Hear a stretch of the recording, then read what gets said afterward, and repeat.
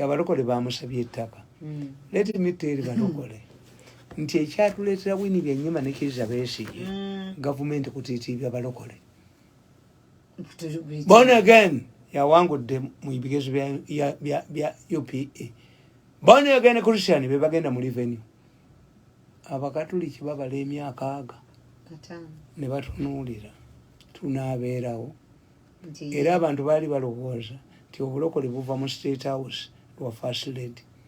Nze bwe nali ngenda mu State House bantu bampita mbwe eriyo conversion centers mu State House okufuuka abalokole. Saabirabayo. Nze saabirabayo. Nobody approached me to convert. Maybe because I did not express my religion. Nze mu ddiini ebyo sibirire nina biribiri. Nze biribiri byesinga okukkiririzaamu biribiri. Babyo bikubira ddala ne bikuwanika ku ttaka. Ne mmwe musaba Katonda omu. Munnango Katonda ali kulaba nga naye asaba Katonda yasinga okuteeka mu kabbowa. Biribiri tebikiriza muzzukulu wabyo kuva ku mabega. Bikuba ne bikuwanika. Byo tebiri ngozi. Bintu bya waka. Kati aba Abalokole. The question is, they shouldn't ask Museveni for land. Who pays the paper controls omuntu ateeka sente mu muyimbi akontrolinga ne tune. The Abalokole babaddirake buli muntu ng'ayina ekkanisa ye oba afudde omwana we yagikola ki yagisikira na byonna singa Catholic Church singa Anglican Church. The moment you make a uniformed church, you are finished. Why? Mulowooza singa Bujingo yali mu uniformed church singa akyakola. Pastor God, what I want, arrest this man Bujingo with his Malaya, take him to Kitalia to serve the kingdom of God. Singa wali nga bali united ya Abalokole singa Bujingo akyakola. And many others.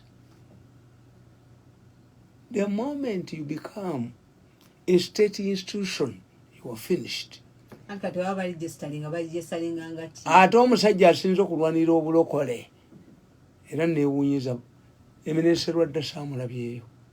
Unification of Abalokole. The man who has fought Abalokole okubeera ne uniformed leader is Eminence Rwadda.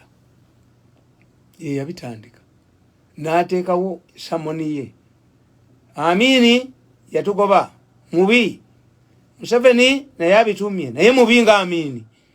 Sikwe kutandika okukola unification. Kana katabanda kawandika ku Kizza Besigye.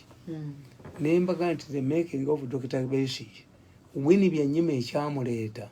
Abakatuliki baatulira Winnie Byanyima as the first lady.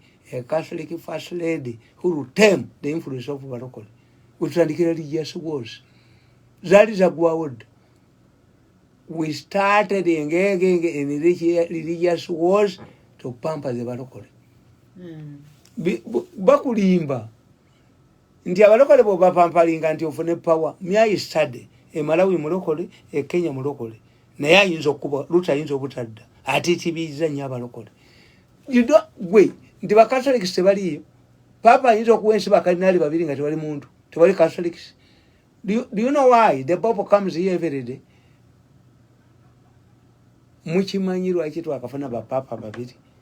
Mukimanyi nti tuyina diocese nya.